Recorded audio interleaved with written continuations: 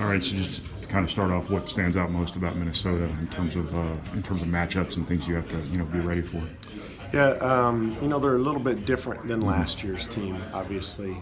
They shoot the three a lot better this year. They probably shoot more of them.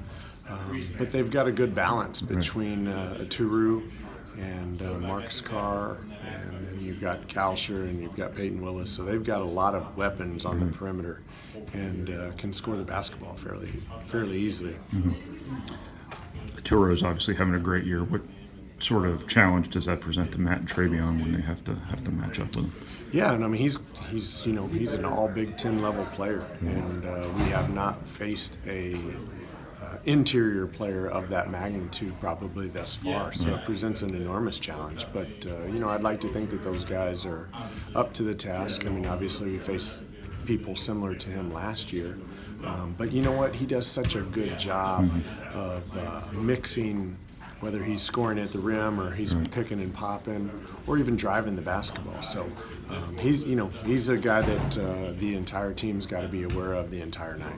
And what's kind of their offensive identity this year? How do they get their points? How do they get their shots? What are they just trying to get done? Yeah, they do a good job in transition. They don't play ball screen motion like they did last year, but they keep the floor spread.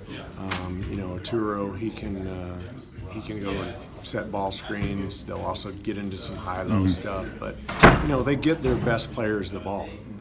Let's not ever lose sight of the fact that they're very good in transition. But, they're going to throw Turo that ball down there on the block or at 15 feet and kind of let him do some, drives or maybe even some back downs and that kind of stuff. So it varies. What about from a defensive perspective, what's kind of their MO this year with the team they have now?